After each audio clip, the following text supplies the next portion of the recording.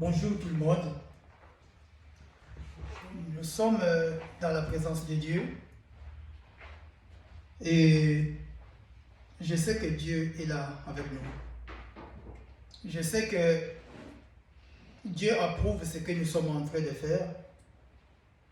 Je ne pense pas que quand il y a une guerre et que Dieu approuve une guerre, et quand il y a une dispute et que Dieu approuve cette dispute, je ne pense pas. Mais quand on parle de lui, Dieu approuve cela. Parce que nous sommes en train de parler de lui. Lui, il est dans sa gloire, mais il aime bien qu'on parle de lui. Il est au milieu des louanges, il est au milieu des acclamations, il est le Dieu Tout-Puissant. Je vais parler sur le combat spirituel.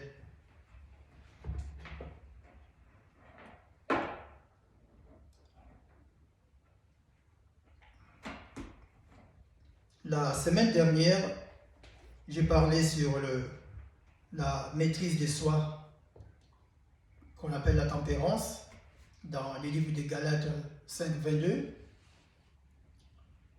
Le but, c'est de parler du combat spirituel.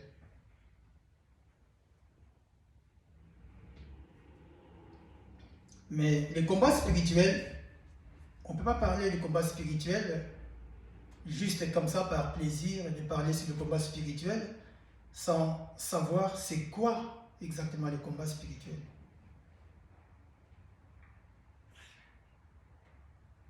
Le combat spirituel, dans les livres de Éphésiens, qui nous parlent de combat spirituel, et le livre d'Éphésiens nous fait comprendre que ce combat spirituel, c'est un combat qui est en esprit.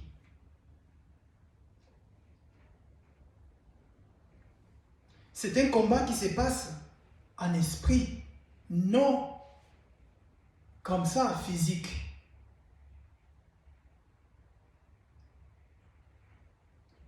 Je vais parler sur le combat spirituel, mais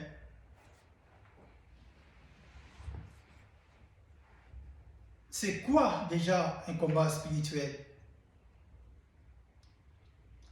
Le combat spirituel, c'est ce que je peux dire, c'est une faculté. C'est une faculté d'une personne à se défaire des obstacles qui les détournent ou qui détournent la personne de la présence de Dieu. Selon la Bible, c'est ça. Il faut se défaire de tous les obstacles qui te détournent du chemin de Dieu.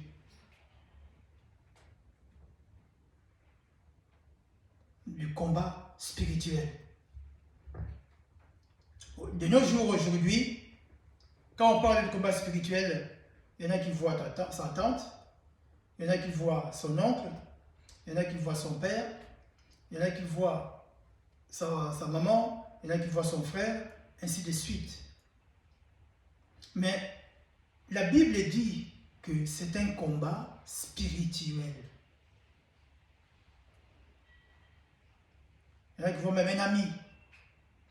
Mais quand on parle, ne fais pas une chose parce que tout le monde le fait.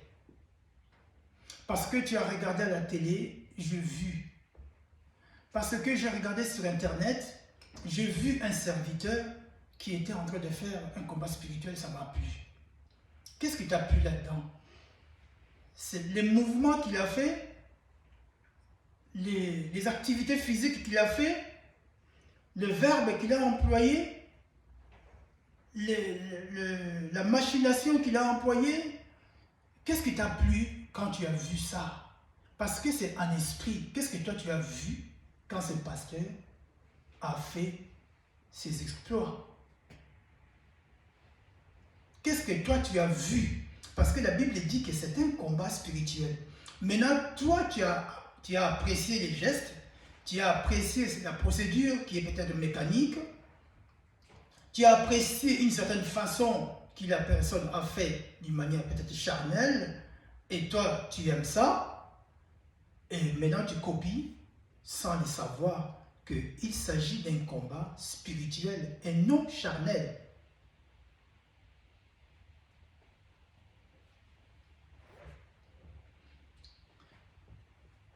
Figure-toi, la personne qui est dépositaire, qui distribue les armes spirituelles, c'est Jésus. Et cette personne est spirituelle. Maintenant, toi, tu rentres dans les combats spirituels en ayant un aspect charnel.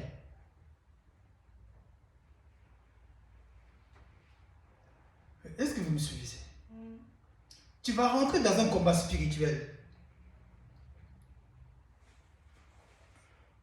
Je donne un exemple terre à terre. Le match de foot, ce n'est pas spirituel. Mais il y a un adversaire. Ils vont se battre pour savoir qui c'est qui va remporter. Et c'est vrai, c'est lui qui va mettre beaucoup plus de buts dans les camps adverses, il va remporter. C'est un combat, une forme de combat. Mais on voit ces combats-là, ça se voit. Mais maintenant, toi, tu veux rentrer dans le ring, tu ne vois même pas, tu ne sais même pas où il est l'ennemi. Il est où ton ennemi? Est-ce que tu le vois? Il y en a qui portent une tenue militaire. Il y en a, il est furieux. Il y en a qui prend une posture, comment on dit, une prise de karaté, parce que c'est un combat spirituel. Il y en a qui le font. Une prise de karaté parce qu'il va se battre. Frère, tu vas te battre contre qui? C'est un combat spirituel.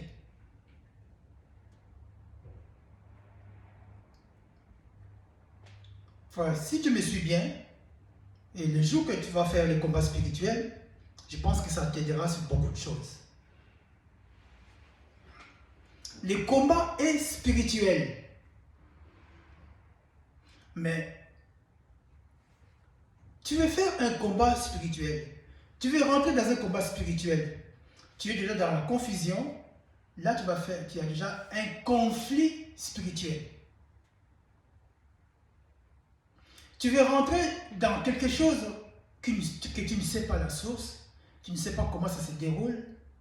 Tu ne sais pas d'où viennent les armes. Tu rentres dans un combat et tu fais un pas, mais tu es déjà dans un conflit spirituel.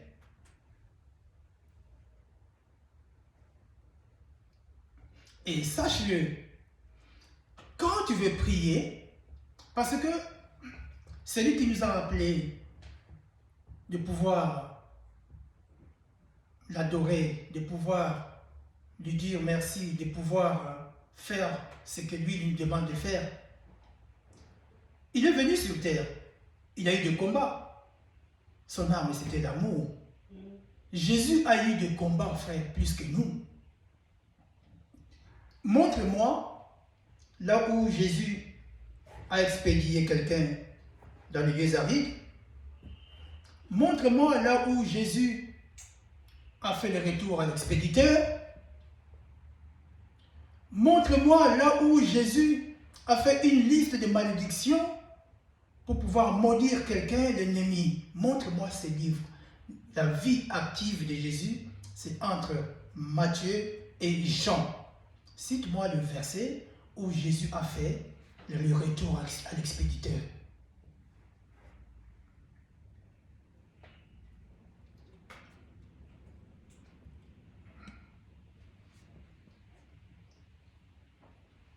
Je vais donner l'exemple de Paul. Paul qui était seul. La Bible dit, Paul était pervers. Il a fait beaucoup de mauvaises choses. Paul a assisté dans la mort de diacre Étienne qui a été lapidé. La Bible dit, cette scène s'est passée sous le regard d'un jeune homme qui s'appelle Saul de Tarse. On lui a même confié les habits.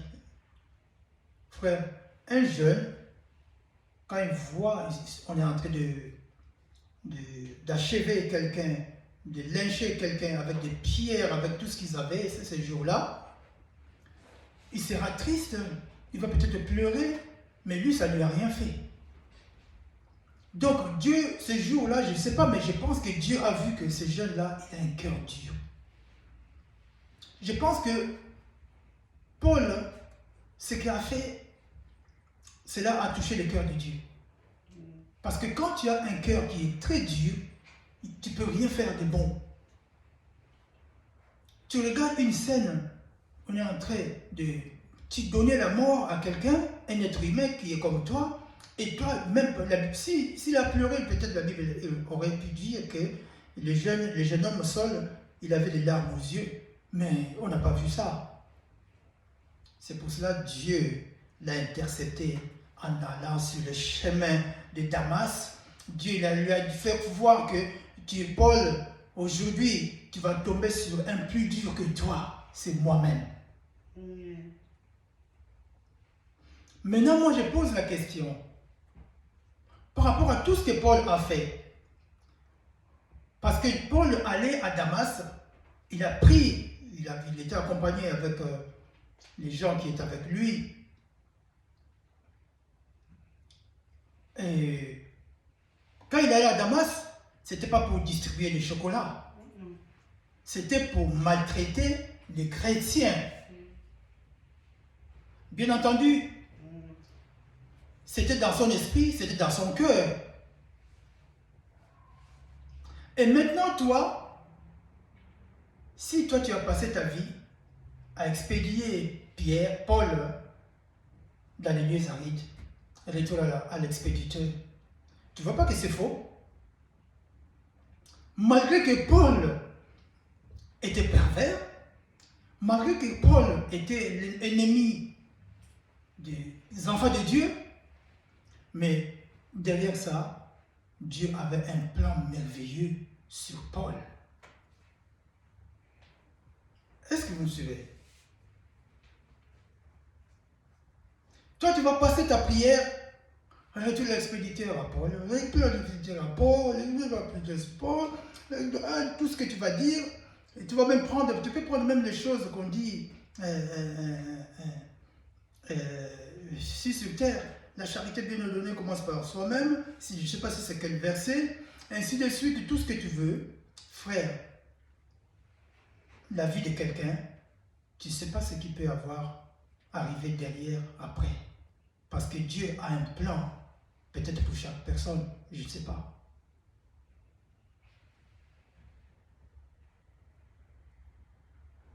On n'a pas droit de dire retour l'expéditeur à quelqu'un.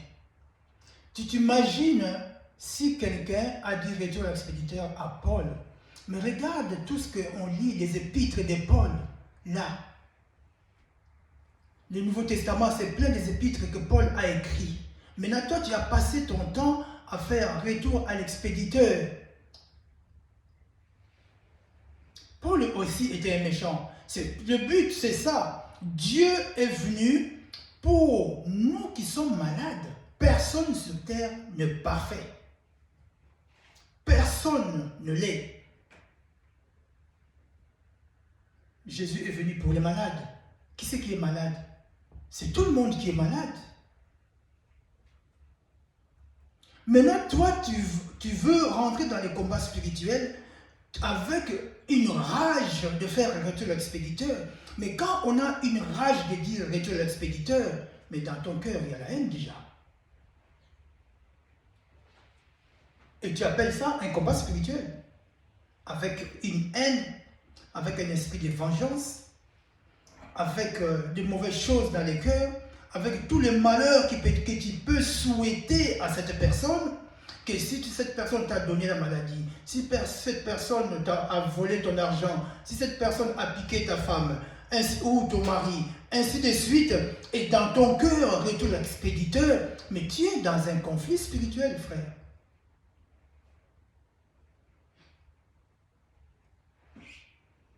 Tu es vraiment dans un conflit spirituel. Tu n'es pas dans un combat spirituel, mais tu es dans un conflit spirituel.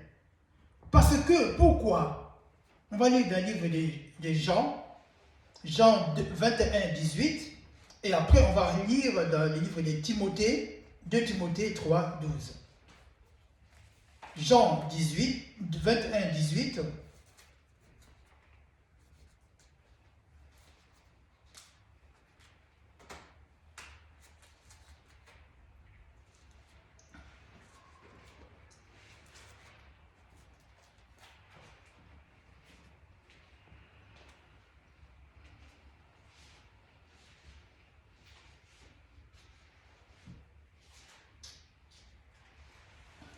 Je lis la parole de Dieu, Jean 21, 18.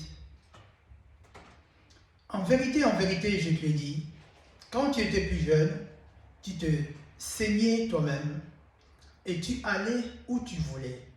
Mais quand tu seras vieux, tu étendras tes mains et un autre te ceindra et te ramènera où tu ne voudras pas.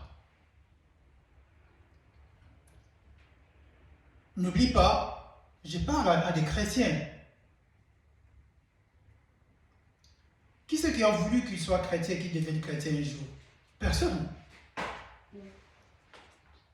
On n'est pas chrétien, on devient chrétien.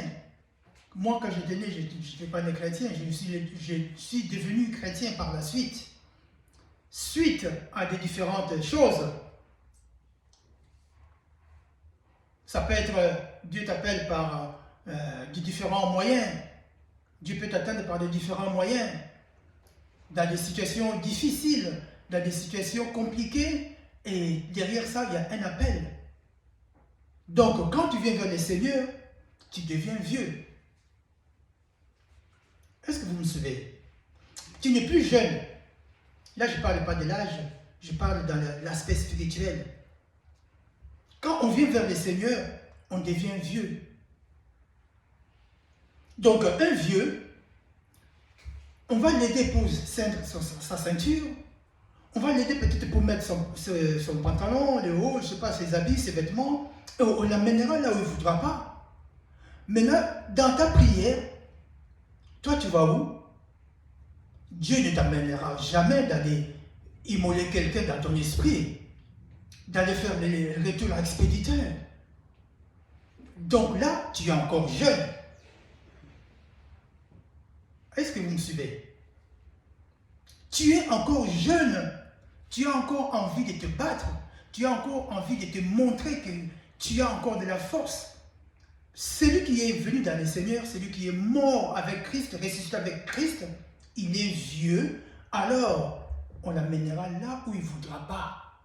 Le combat spirituel, c'est dans les pardons, c'est dans l'amour, c'est dans l'obéissance, c'est en ayant la joie, l'allégresse, en ayant l'esprit d'humilité qu'on fait ce combat spirituel, frère.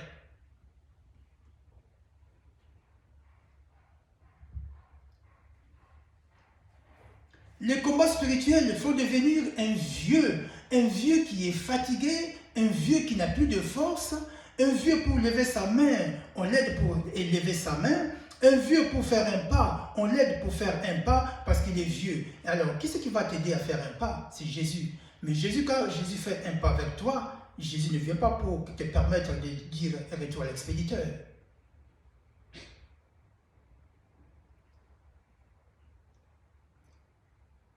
Tu expédies la personne, tu expédies ses enfants, tu expédies sa femme, tu expédies même ses cousins, tu expédies ses cousins, et tout ça c'est la colère.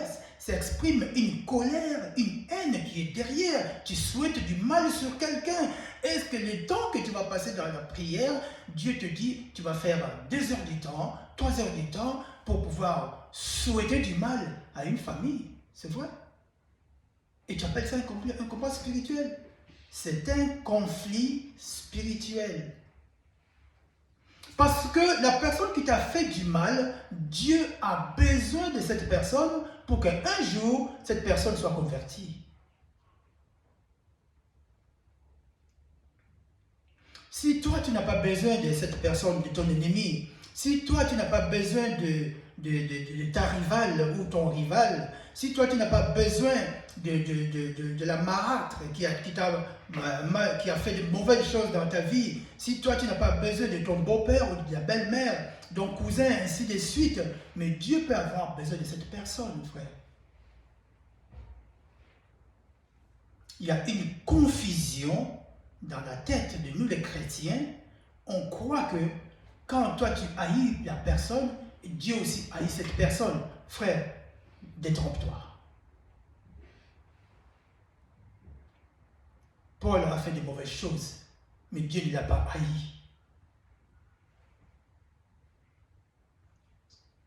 Paul ne voulait pas voir des chrétiens. Mais regarde quand Paul est devenu vieux, quand il était à Damas, quand il a été converti, et les gens se sont retournés contre lui, ils ont remarqué que Paul a changé de camp, ils ont voulu le tuer. Paul est parti se cacher. Pour quitter Damas, il a escaladé les murs. Regarde quand on devient vieux ce qu'on fait. Paul a commencé à fuir. Lui qui était un gang, lui qui était quelqu'un qui terrorisait les gens, lui qui faisait peur aux gens, mais Paul, il fuit. C'est là où nous devons être. Le combat spirituel.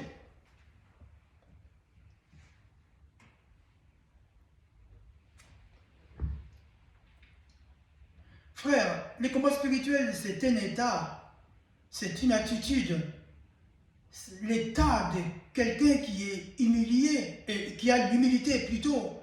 L'état de quelqu'un qui a l'esprit de pardon. L'état de quelqu'un qui a l'esprit d'amour. C'est cette personne qui va rentrer dans les combats spirituels. Parce que l'amour, c'est une arme qui appartient à Dieu. Mais la haine, c'est une arme qui appartient à l'ennemi. Maintenant, toi, tu te permets de rentrer dans un combat spirituel. Tu es déjà dans un conflit spirituel.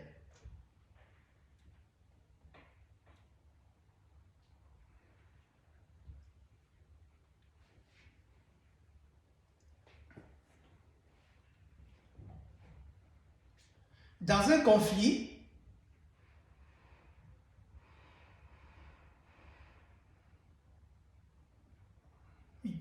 il y a un tiraillement.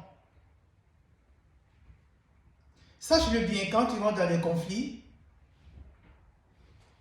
tu fais un combat spirituel en ayant un conflit spirituel, tu vas livrer ce combat tout seul, pas avec Dieu. Je vous supplie, je vous le dis clairement, que tu seras tout seul. Dieu ne t'accompagnera jamais dans un combat où tu as un conflit spirituel. Dieu, ce n'est pas un Dieu de conflit. Dieu ne nous appelle pas de vivre dans des conflits. Dieu ne nous appelle pas de ramener les conflits vers les gens. Dieu ne nous appelle pas d'entretenir les conflits. Bien au contraire, Dieu nous appelle de pouvoir aller vers nos ennemis et les pardonner. Nous allons dire que c'est dur, c'est vrai. Ça, c'est une partie de l'orgueil de l'homme. Ça, c'est le moi qui nous empêche de faire ces choses. Ça, c'est notre ego qui nous empêche de faire ces choses. Mais c'est une bonne chose.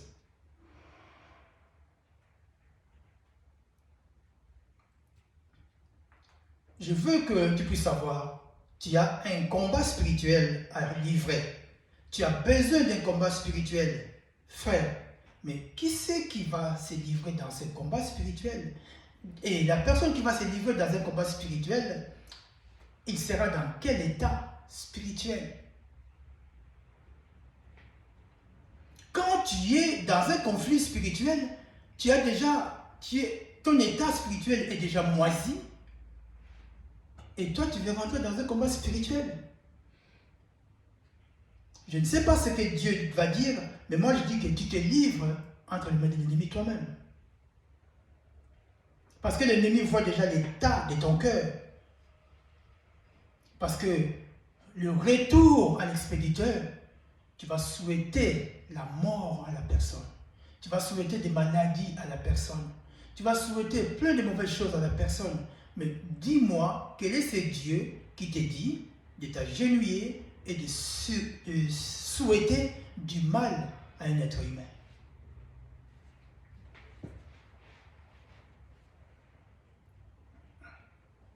Et maintenant, le mot combat spirituel est devenu comme quelque chose courant, quelque chose qu'on s'amuse avec, quelque chose, on fait ça machinal comme moi, comme ça, mais c'est hyper important.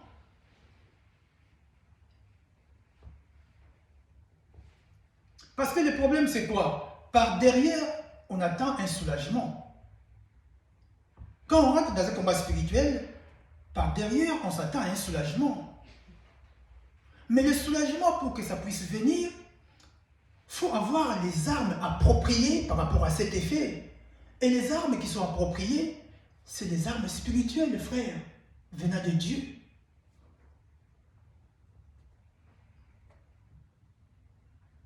Maintenant, les armes que Dieu va te donner, quand Dieu va voir que tu es déjà dans un conflit spirituel, Dieu va voir que cette personne ne maîtrisera jamais les armes. Et on s'est trahi aussi dans l'entretemps, ce que nous oublions, dans la plupart des cas, on s'est trahi parce que quand tu rentres dans un combat spirituel et que tu es dans un conflit spirituel et tu fais le rituel expéditeur, c'est qu'on n'est pas sincère envers Dieu. Tu n'es pas sincère envers toi-même et tu n'es pas non plus sincère envers Dieu. Aime ton prochain comme toi-même. C'est la Bible qui le dit. Aime ton prochain comme toi-même. Donc on n'est pas sincère envers Dieu. Et Dieu connaît tout ça. Nous, on apprend la parole, on comprend un petit peu. Et lui-même qui est la parole, il voit, il dit, mais regarde, il n'est pas sincère. Donc, dans ton combat spirituel, il n'y a même pas la vérité là-dedans. Oh, Jésus est la vérité. Il faut que dans un combat spirituel, il faut que la vérité soit la base. Le fondement de ton combat, la base de ton combat, c'est l'esprit de vengeance, par exemple.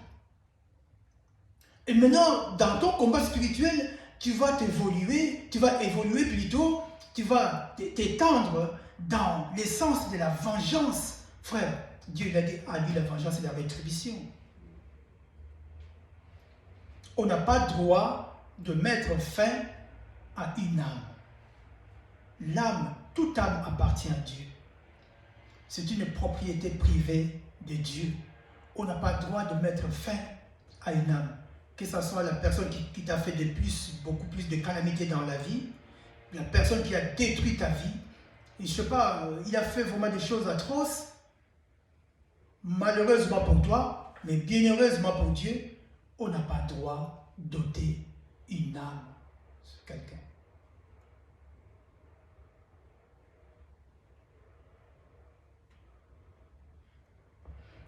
C'est triste de voir les enfants de Dieu, il fait plus de 2 heures du temps, malédiction sur malédiction, il est en train de maudire quelqu'un, parce qu'il a vu la personne dans les songes, parce que cette personne peut-être, frère, c'est quoi cet évangile?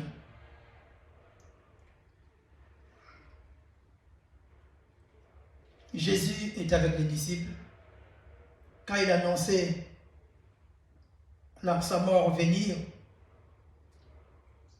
il a dit, parmi vous, il y a quelqu'un qui va me trahir. Jésus savait que Judas va les trahir. Ça fait mal.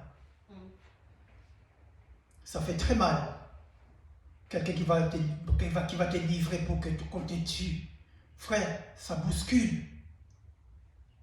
Mais Jésus n'a pas dit un seul mot. Retour à l'expéditeur. Jésus n'a pas maudit Judas.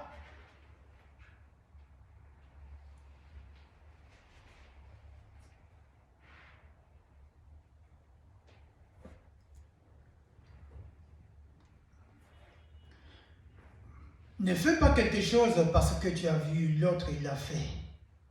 Mais fais plutôt quelque chose parce que les Écritures te permettent de le faire. Ne rentre pas dans des systèmes créés par l'homme. Ne rentre pas dans des machinations, dans des mécanismes que l'homme a créés. Les choses de Dieu, ce n'est pas un spectacle. Les choses de Dieu, il faut que la base soit l'amour.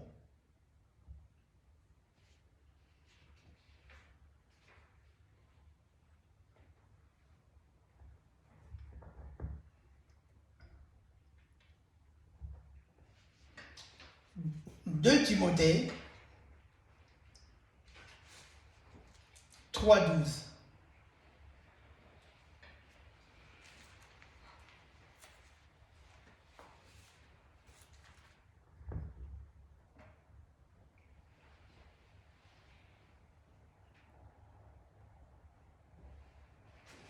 De Timothée 3.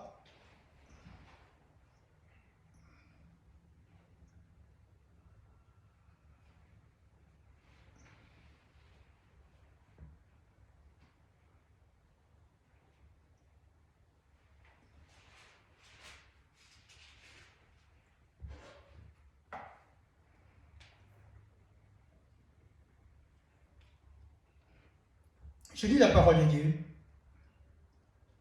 Mais les hommes méchants et imposteurs avanceront toujours plus dans le mal, égarant les autres et égarés eux-mêmes.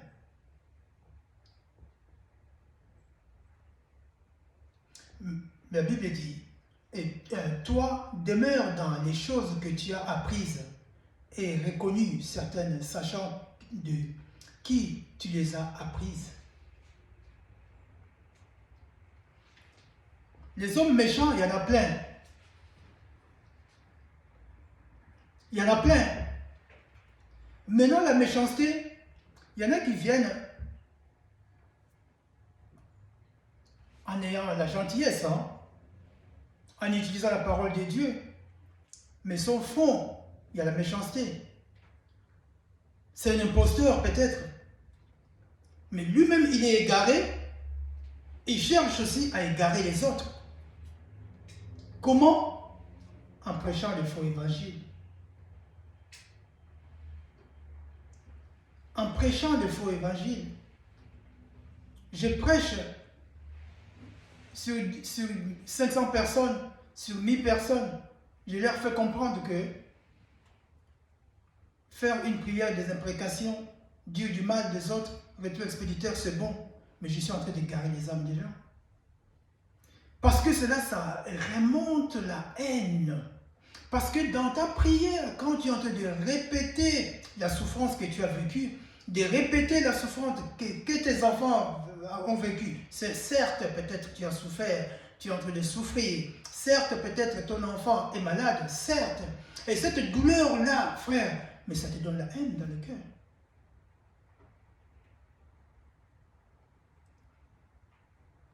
Tu fais un combat spirituel en étant rempli, entouré par tu es dans un état émotif. Frère, tu es à côté. Tu es loin du compte, loin de Dieu. Or, dans la prière c'est une marche. Quand tu pries, frère, si tu pries avec l'Esprit de Dieu, quand tu vas sortir, tu vas voir, tu sors comme quelqu'un qui sort du bain. Quelqu'un qui a pris un bain. Mais quand tu passes le temps dans la prière en évoquant des mauvaises choses, je dis, tu sors encore avec un cœur rempli de la haine, de l'amertume, frère.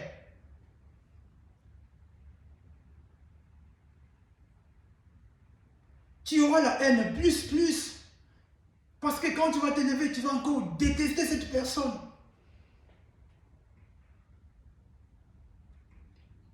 D'où c'est pour cela, moi j'ai dit, les combats spirituels, beaucoup, ils croient qu'il est dans les combats spirituels, mais il est dans un conflit spirituel.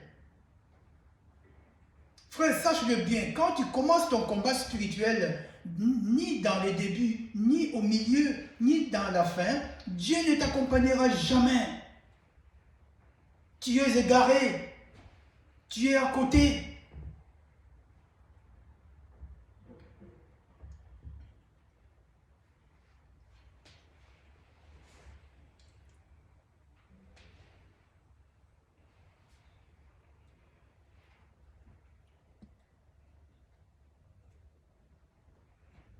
Vous savez, David avait un fils, Absalom. Absalom voulait tuer son père. Absalom voulait le pouvoir de son père. Absalom a fait de mauvaises choses à son père. Absalom a pris le dit maîtresse de son père. Il est sorti avec aux yeux de tout le monde. Cela a fait mal à son père, David. Mais le jour de la mort d'Absalom, la Bible dit, David était inconsolable. Et pourtant, c'était un enfant rebelle. Et pourtant, c'était un enfant révoltant qui révoltait tout le temps. Et pourtant, c'est un enfant qui a fait fuir son père. David est parti vivre dans la forêt pendant un certain temps à cause de son fils Absalom.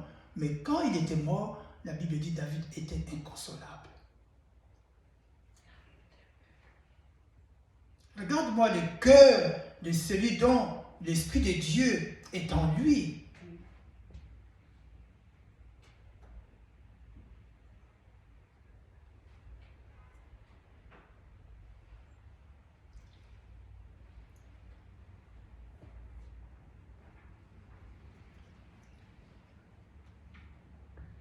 Frère,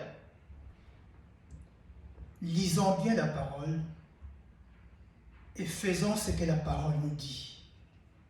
Ne fais pas une chose parce que tu as vu l'autre l'a fait. Ne fais pas une chose parce que tu as vu sur Internet une église le fait.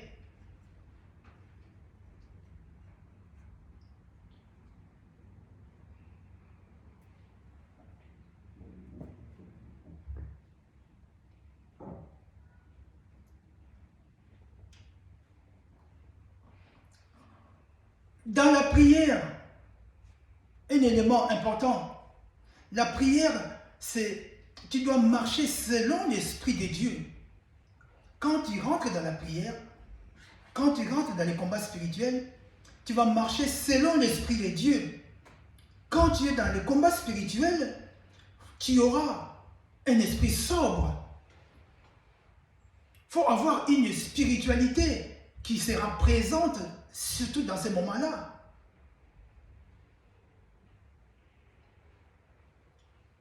Et quand tu es dans la prière, qu'est-ce que toi tu as dans le combat spirituel? Qu'est-ce que toi tu as comme guide?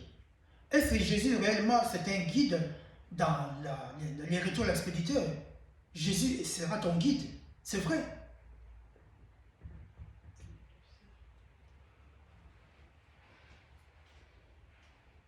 Même si la personne t'a escroqué des millions, déjà des millions, Jésus s'en moque.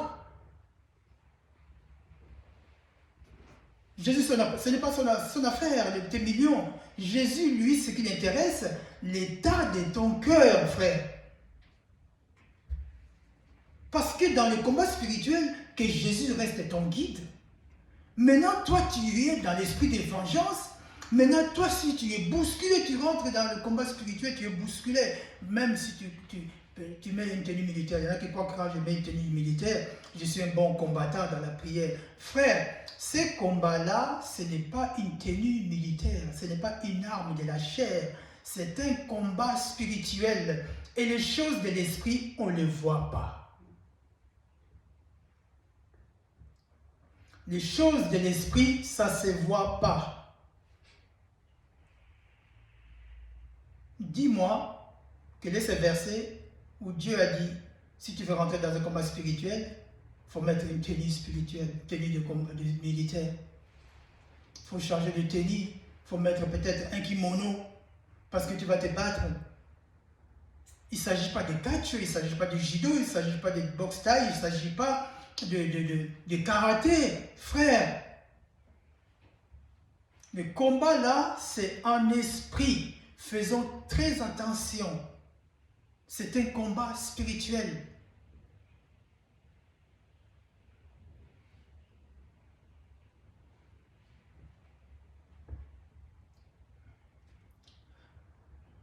C'est une marche selon l'esprit. Il faut rentrer dans la sainteté, il faut rentrer dans la sobriété, il faut rentrer dans la crainte et l'obéissance de Dieu, il faut rentrer dans l'esprit d'humilité, il faut rentrer dans le pardon, il faut rentrer dans l'amour, il faut rentrer dans la patience, la persévérance, la maîtrise de soi dans ces combats spirituels. pour qu'il y ait satisfaction plus tard. Je ne sais pas, selon la volonté de Dieu.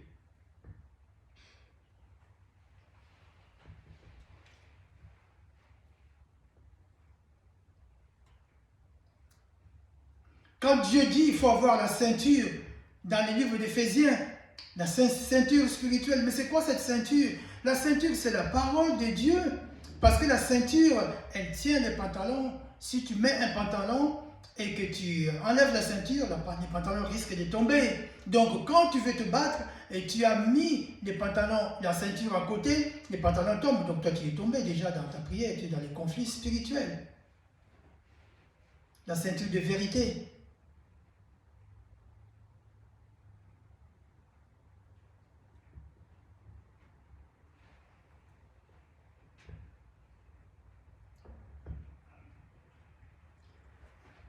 Et dans ce combat spirituel, tu vas citer les noms de tes ancêtres qui n'ont rien à voir là-dessus. Tu vas citer les noms, je ne sais pas, tu vas demander la force, je ne sais pas, ces gens-là. Frère, on demande la force à Jésus. C'est lui le seul et l'unique maître dans cette affaire. Si tu associes une autre personne dans ce combat spirituel, c'est que ce n'est pas un combat spirituel de Jésus, de Dieu. Du début jusqu'à la fin, tu vas faire recours à Jésus. La seule et l'unique personne. Ce n'est ni ta coutume, ni ta tradition, ni ton père, ni ta mère, ni ton frère. C'est Jésus, frère.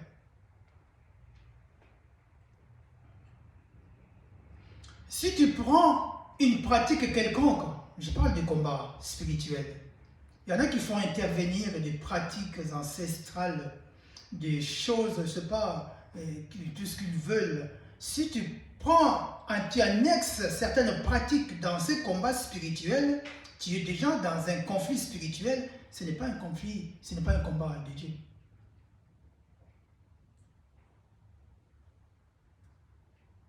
Dans les combats spirituels, il n'y a pas autre chose. C'est la Bible. Tu te mets à genoux, c'est tout. C'est tout. Tu prends une potion quelconque, tu prends une formule quelconque, tu prends une statuette quelconque, tu mets à côté, tu dis comme je suis dans un combat spirituel, il faut que j'associe ces choses-là. Frère, tu es dans un conflit spirituel, voire même une dépression spirituelle, parce que tu vas faire des pratiques peu recommandables dans ces combats que tu appelles combats spirituels. Le seul intervenant qui va intervenir, c'est l'Esprit de Dieu.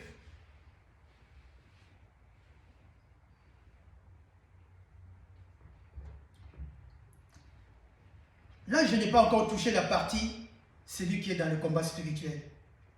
Je suis en train de parler de... Tu seras dans quel état? Comment faire pour rentrer dans ce combat spirituel? Comment procéder dans un combat spirituel?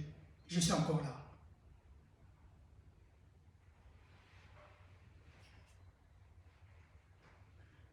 Un combat, c'est une préparation. Un combat, il faut savoir maîtriser les armes.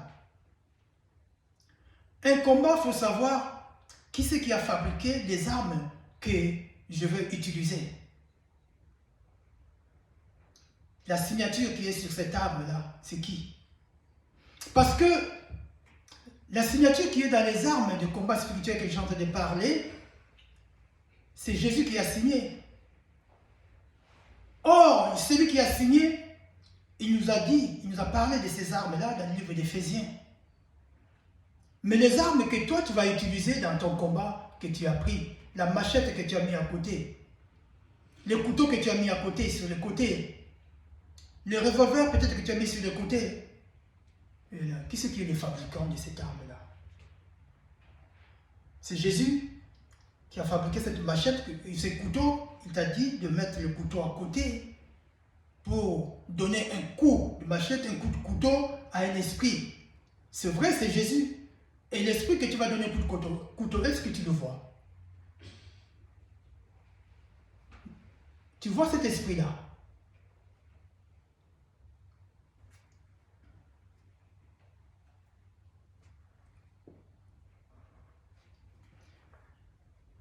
Tu vas donner le coup de couteau dans les vides.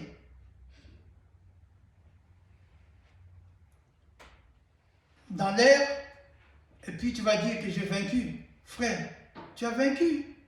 L'expéditeur que tu dis, c'est ton cœur toi-même.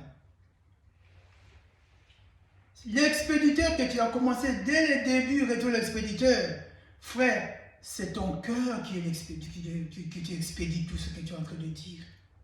Parce que les mauvaises choses qui sont en train de sortir de ta bouche, ça revient encore dans ton cœur. Et ça reste, c'est présent dans ton cœur. La douleur est là. Elle est restée, la douleur, dans ton cœur. Or, la parole de Dieu nous dit des choses d'une manière simple, d'évacuer. Venez vraiment, vous qui êtes chargés, ramenez vos fardeaux. Jésus nous dit d'évacuer. Et toi, tu es en train de faire être l'expéditeur. Cela veut dire, la douleur revient encore sur toi. Après, tu vas haïr les enfants des autres parce que tu n'as pas la chance d'avoir les enfants. Or, tu cherches les enfants et tu sais que c'est une tante qui t'a fait ça, je ne sais pas, mais tu haïs les enfants des autres. Mais comment tu veux aller voir les enfants si tu haïs les enfants des autres? Parce qu'il y a encore la douleur dans le cœur qui ne fait que retour à l'expéditeur. Et l'expéditeur, là, c'est toi-même, frère. Parce que cette tante-là, un jour, Dieu va toucher son cœur, il sera converti. Et toi, tu vas toujours douter de cette tante. Or, peut-être la tante est vraiment convertie. Et toi, tu as expédié toutes tes prières. Et maintenant, ton cœur est fichu, gâté.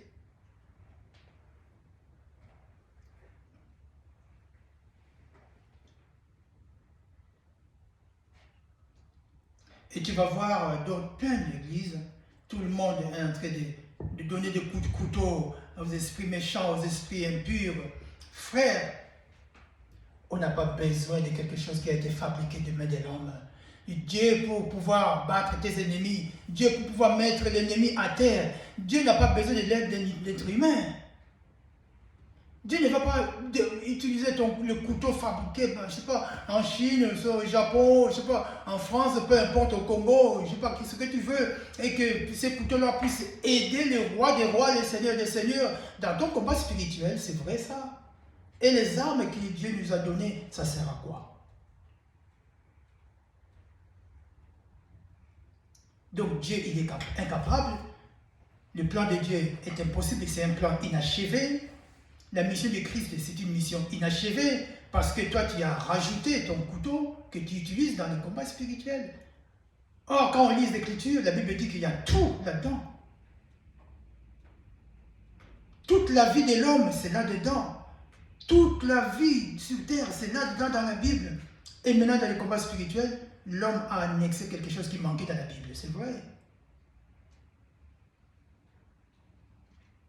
La Bible, elle est véridique, la parole de Dieu, elle est véridique. La Bible, elle est parfaite.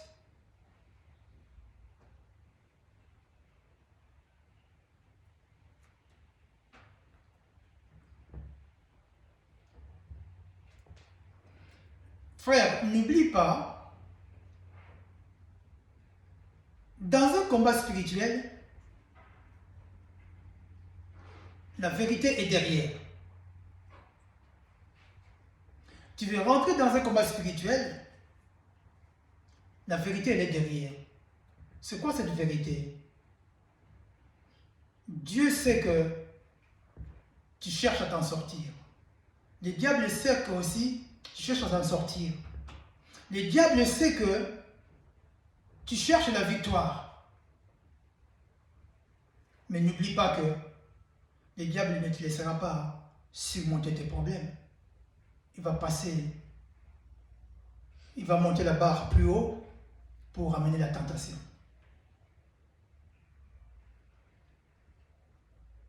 Tu n'as jamais vu que tu te décides de jeûner pour une semaine, pour un mois.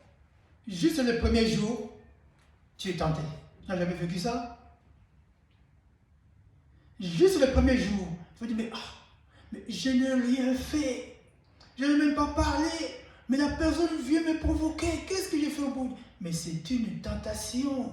Derrière un combat spirituel, la vérité c'est quoi? Il y a toujours une tentation du diable. C'est pour ça qu'il ne faut pas être dans un mauvais état. Parce que si tu es dans un mauvais état, frère, tu vas rentrer dans un conflit spirituel.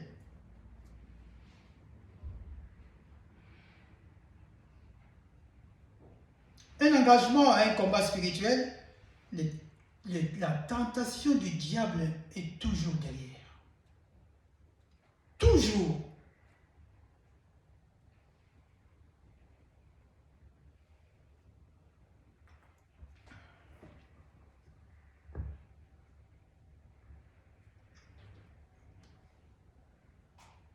Je vais lire un verset pour toucher un petit point. Et puis, je vais m'arrêter là pour pouvoir continuer par la suite.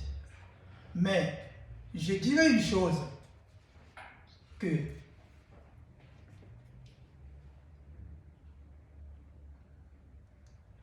pratiquons la parole. C'est important de pratiquer la parole. Parce que la Bible nous dit dans le livre de Psaume 119, 105, la parole est la lumière à nos pieds qui éclaire nos sentiers. Frère, si tu mets à chaque chose, si tu mets la parole à côté, tu tombes. À chaque chose, si tu mets la parole de Dieu à côté, tu es hors la protection de Dieu.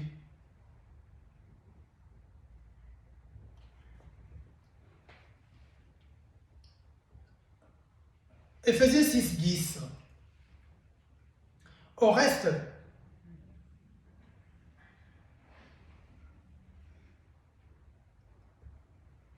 attendez.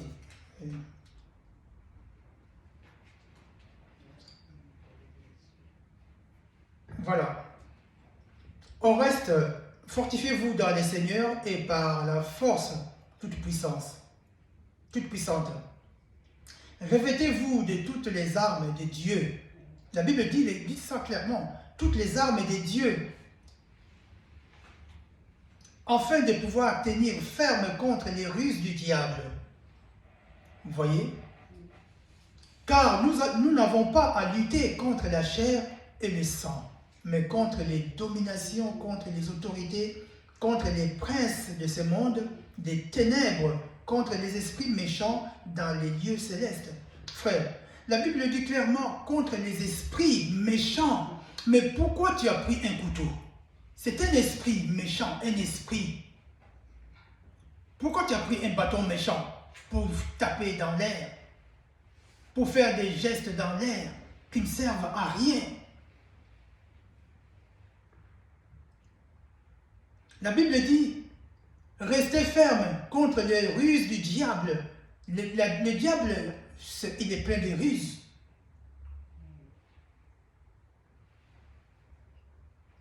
Le diable peut te dire, mais toi tu vas gêner pour une semaine, pour un mois.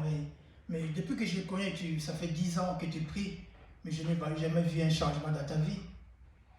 C'est la ruse du diable. Ça peut te bousculer.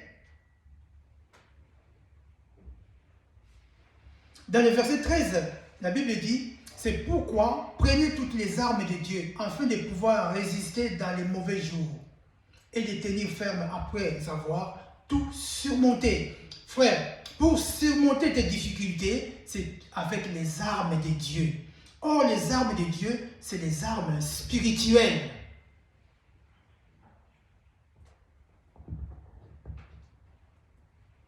C'est les armes spirituelles, frère. Restons vigilants. Restons en éveil. Ne perds pas confiance en Dieu. Ne perds pas de l'espoir. Que tes problèmes ne te troublent pas. Que ta souffrance ne te bouleverse pas. Je sais que c'est dur quand on vit une souffrance. Mais Dieu est avec toi. N'abandonne pas le chemin de Dieu. Que le Seigneur vous bénisse.